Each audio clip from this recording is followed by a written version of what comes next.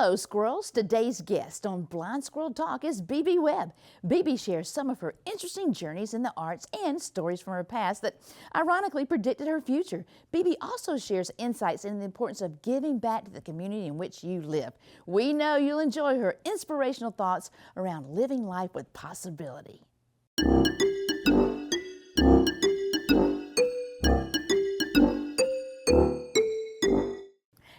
Hello, everybody, and welcome back to another episode of Blind Squirrel Talk, famous in a small town. I'm Lulu. I'm Kim. And I'm BB.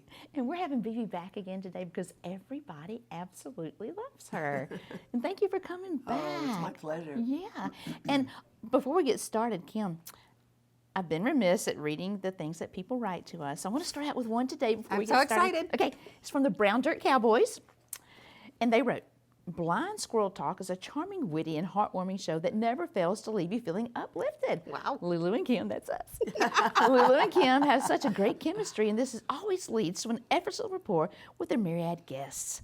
This is my new go-to driving podcast, and I can't wait for each new episode. Well, I'm glad it's your new go-to driving podcast, but I hope you're just listening and not watching the video. Yes, gotta have that. Yeah. So thank you, Brown Dirt Cowboys. We Yes. appreciate it. Yeah.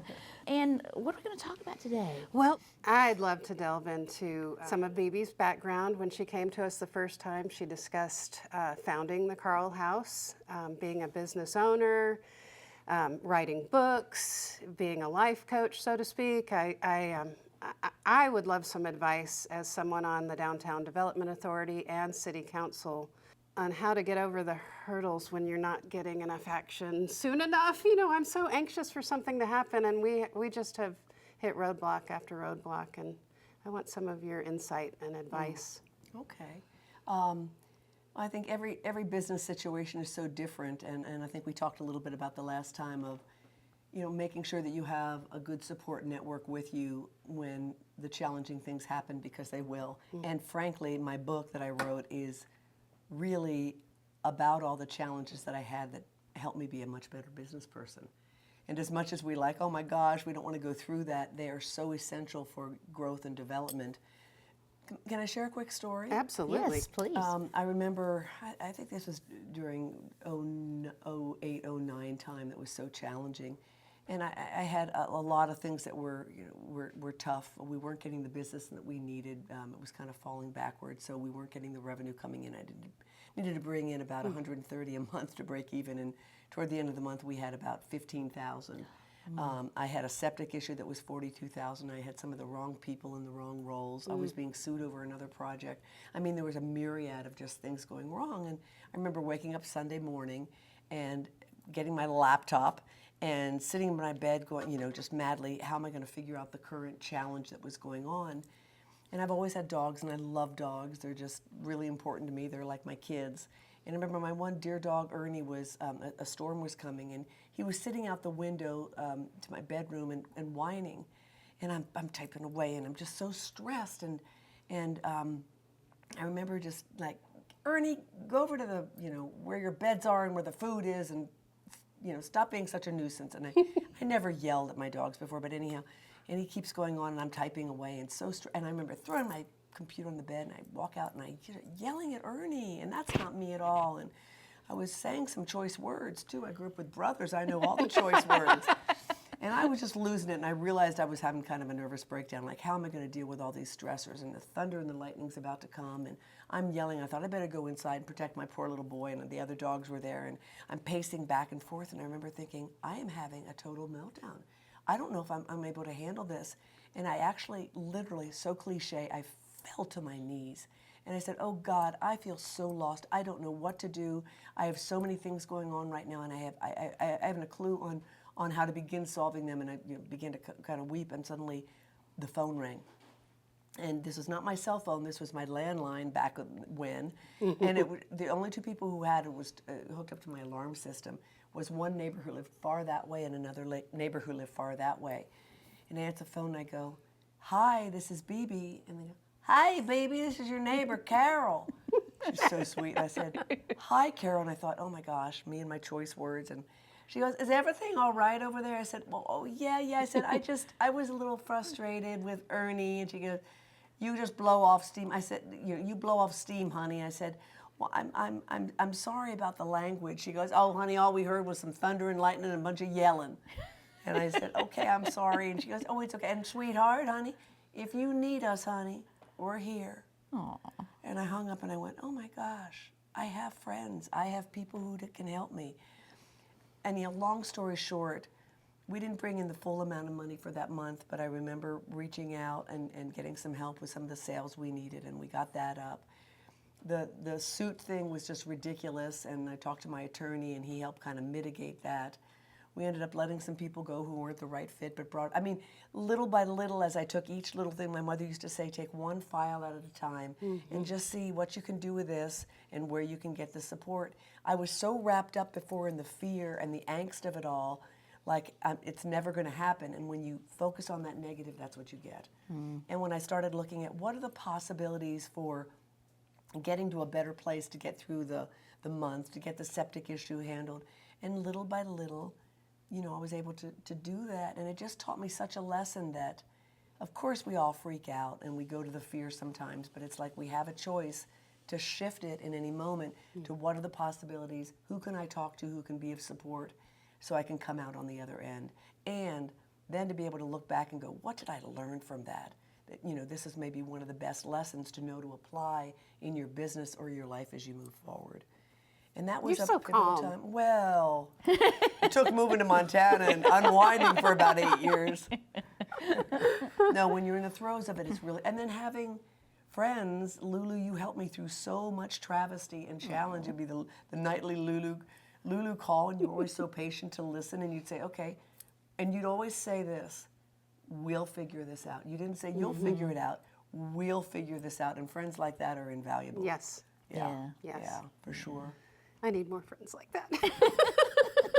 No, I've got Lulu. She's been awesome. And now you? And now you got me. Yes. Phone call away. Yeah, I love it. Yeah. Well, tell us about possibility thinking. Oh, people have coined it, much the same way. I'm sure it was just helpful to me, especially I think I shared the last time I was here. Well, maybe I didn't.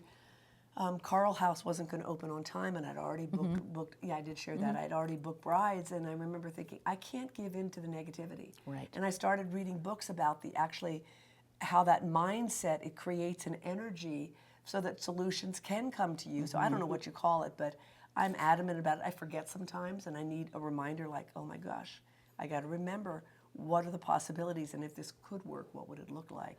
So with all the trials and struggles for Carl House that you went through, what did you learn from it? How did it inspire you? What did you take away from it? What did you learn? Well, I think that you're only as good as you believe you are. The importance of having really the right kind of support and friendships, having a good attorney. I love my attorney. I had a city attorney and a country attorney, and they had different roles, and both were equally important, but it's the country attorney who helped me the most. I think years ago I wrote a story, and I was sharing it with you earlier, about the importance of finding home within yourself. And I think that there's times when I felt so out there, like I am alone. And sometimes there aren't people there for you. I've moved out to Bozeman, as I shared, and I've met wonderful people, but it's not the same as having those lifelong friendships. And I think I have to remind myself, and I'm actively trying to meditate every day to kind of go within to kind of get the power and something bigger than me. I found that important to me. Call it God, the universe, whatever your beliefs are.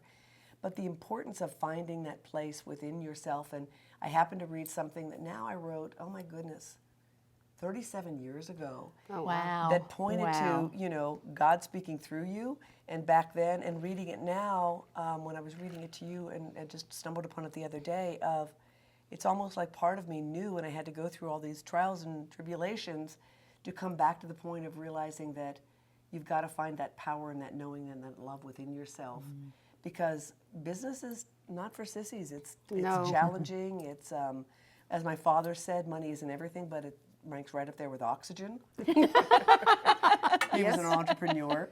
But I'd love to share that story with you that kind of points to that. Yeah. It's called Let It Be Said.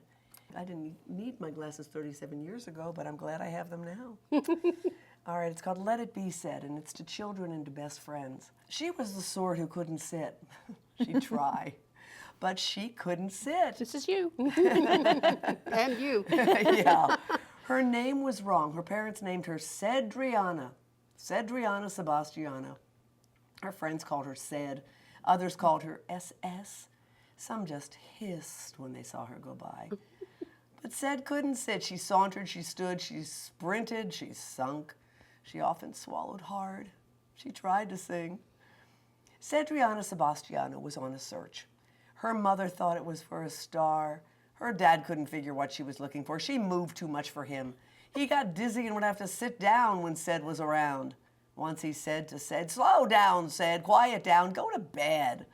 But Ced had little time for sleep or sitting or snoozing or even sipping the tea that her mother brought for her, or later that her boyfriend brought for her, or later which her husband brought for her, or later which she sometimes remembered to make for herself.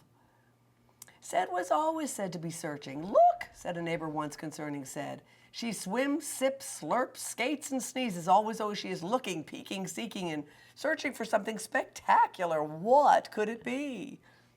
Ced was always said to be free, intense, frantic, sometimes frightening, often frightened, but free. One day when Ced was no longer a child, her friend Sally paid her a friendship visit. Sally was a sweet, silent, and contented sort. Sally worked from 9 to 5, had clean cupboards, and never seemed to mind. She served on all the local committees, raised her children bright and strong. She and Ced were said to be the bestest of friends. One day, Sally was on her way to visit Ced, walked through the door, and Ced was on her head. "Ced," Sally said, "why are you on your head?" Ced came down. One never talks while on her head. Ced merely sighed and said, Sally, I'm looking for a thread." Sally nodded and understood, put down the cookies she'd brought for Ced, and grinned and smiled with a nod of her head. Sally understood, for she loved Ced. Ced packed her bags as Sally sat nearby and read. Years later, after having traveled far to Paris, Caracas, Toledo, Zanzibar, Ced was on a train munching a fig. She wore a hat that she knew was too big. Suddenly, as the brakes on the train squealed to a stop, Ced slid forward, and in her head went a pop. She stood up, startled, shook her head once or twice, and as if possessed, laughed and wept till the day turned to night. The moon came out full, and Ced sat alone, bouncing on the train, realizing she was home. No matter where she roamed, she was home, inside herself. She hugged herself, her wrinkled brow softened. Her search was alive, but her heart somehow blossomed with a murmur that can listen as well as be heard. Ced found her star and bounced quietly along. The train ran its route, the moon flared its glow. Ced was found quietly sitting as the train's whistle did blow. And you wrote that. 37 years ago. Wow. Okay, here's what gets me about this. You wrote this 37 years ago, and so 37 years ago, you wrote your life. I mean, that is you. And it's That is interesting, you. and this is where, the power of spirit, God. I was in Toledo at the time, doing an artist residency, writing my play, and I just worked with a bunch of kids, and I had time on the stage alone, and it was quiet, and after hours, and the lights were on the stage. This poured out of me. I don't think I made 2 edits to it. Wow. And it just poured out of me, and I've wondered, where it belongs. Maybe it just belongs on Blind Squirrel TV, or There you go. There you go. yeah. I think that's the perfect home for it. I do too. I do too. Yeah. Wow. So, and you've traveled. I mean, you've traveled the world. Yeah. You've seen so much. We've seen Italy together. Yes, we have. Yeah. But just so with all your travels, all the trials with business, everything you've been through, what do you think is the key thing that a new business owner, maybe somebody coming to Maysville, because you've been with our city forever, you've seen it grow from little to a little bit bigger. Sure. What do you think a person needs? What kind of mindset they need? What do you think they need to figure out? What do you think their approach should be? I think immersing yourself in understanding the community and the people and what the people need, being involved, donating your time, your efforts, and your talents, and being able to dig in and find the people who can be of the best support to you and that you can be best support of mentoring. I think it's just really being involved.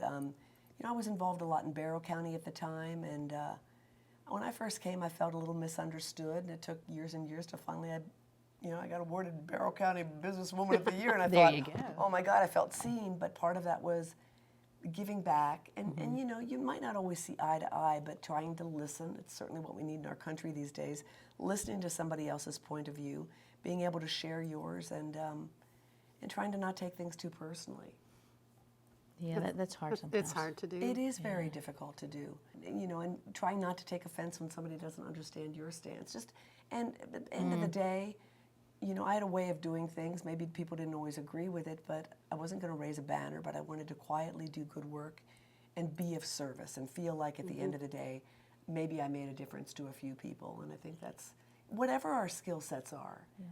And they're so varied, and being able to bring the best out of people and helping them see what they might not see in themselves. Lulu, you always made me feel bigger than life and better when I thought that, gosh, I was just looking at the struggles that I had in areas where I wasn't as strong.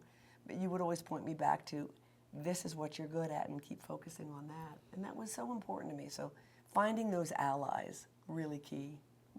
And Kim, I don't know if you knew or not, but BB would always do this huge event for the police and firefighters. Tell us about that, and that's the sense of community that we can incorporate here too. This was in Barrow County? Yeah.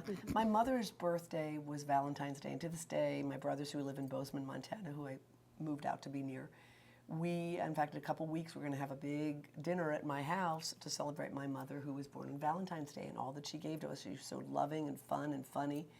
And I thought in Barrow County, she's been gone for a long time, I would give a tribute to the firefighters, police officers, and EMT workers in our community on Valentine's Day, and we do a big lunch, and they could bring their dogs, because I'm a dog lover, and and just pay tribute to them and for all the hard work that they do in our community. Yeah, I think it's important, and it wasn't a big deal for us. We had the commercial kitchen and the means, and it was a small way to give back for all their service. You say small way, but I was at one of the events, and they loved it. They appreciated it so much. It was a big deal to them. Oh, I'm glad. Yeah, it was fun. It's fun. Another beautiful event at Carl House. Yeah, I miss some of that. Yeah. Yeah. When you sell a business and it's the right time, it's always a little bittersweet. It's like, I'm happy it was time to do that and pass it on to somebody else, but I guess it's like a child when they go away to school, and it's like you kind of miss when they were in 8th grade, or maybe not. I'm teasing. Closing the chapter and on to new adventures. And I think it's really important that we continue. That's one of the projects you and I were talking about. That how do we talk about in your 50s and up, embracing, reinventing your world, what's going to be satisfying, and where does your passion lie, and how can you be of service to people and relevant, even with a changing world. It's always an adventure. Yeah, there's a whole community of people our age, and trying to figure out, okay, what's next? What's next? Where do we go from here? I call it next chapters. Yeah. Yeah. I think at this season, our kids are grown. Our parents that might still be living may be needing us sometime in the future, but I struggle with my identity. I mean, who am I? It's hard. Right. It's hard. This is probably, for me, I feel like this is a harder time in my life than when I was a teenager, which is difficult. Wow. Yeah. Trying to meander. It's good friends get me through. Aww. Yeah. Well, and being active in your community, I'm sure, is a big part of a fulfillment factor. It is. It can be frustrating, but it's also fulfilling. I'm glad. I would never change for a minute the commitment that I've tried to make for Maysville. Beautiful. But you put a lot of time and effort into it, a lot. Yeah. A lot. I hope it will evolve, the way it's supposed to, beautifully. The city will grow, but not grow too much. I mean, I think cleanup and the community coming together, I think we need that. I hope we get that. I'd love to see a few more business in the empty spots. Let's claim it. Yeah. Yeah, there Claim you it. go. Yeah. We gotta think it. Positive thinking. On your TV show, Living Life in Style with BB Webb, well, yeah, great that's fun. show. I've seen it. You were able to interview a lot of people and through their businesses, their challenges, what they did, and that was a wonderful gift to the community as well. That was fun. It was nice to highlight people who others might not be aware of in the community, and who I maybe worked with at a Carl House or not. Yeah, there were some fun interviews. In a way, our Blind Squirrel has been a tribute to the people in our community, be it small. These famous people in our small town That people have no idea are here. Right, has been really the focus of why we started this, because I don't know but a handful of people here, really, and Now a lot more people know you. yeah, true. I actually had a yard sale a couple of months ago, and one lady came up and hugged me. I didn't know her. She said, "I love your show." Oh, that's great. Wow. I said, "Oh, thank you." Wow. So, fun times. Nice. I'm glad we did it. This has been, for me and my struggles getting older, this has been some of the most fun I've had. Just being awesome. Yeah. Great. Yeah. It's important. Well, we appreciate you being here yet it's again. been a And you joy. know what? There's going to be another topic. We will have you back. I Yes. know we will. Yes. Fun. Yeah. I love it. Because we haven't even talked about the radio shows you did. We haven't, so many things you've done we haven't even talked about. Yeah. Or yet to do. Right? That'll be a whole segment in itself. Things that Yeah. are brewing in the background, bubbling up in the freezing snow of Montana. Yeah, we're going to call it the golden age. The golden age, yeah. Oh, it's been great. Thank you so much. My pleasure. I've enjoyed it. Yeah. Well, we appreciate y'all for tuning in once again to another episode of Blind Squirrel Talk, Famous in a Small Town. I'm Lily. I'm Kim. And I'm BB. We will see y'all next Thank you. time. Bye.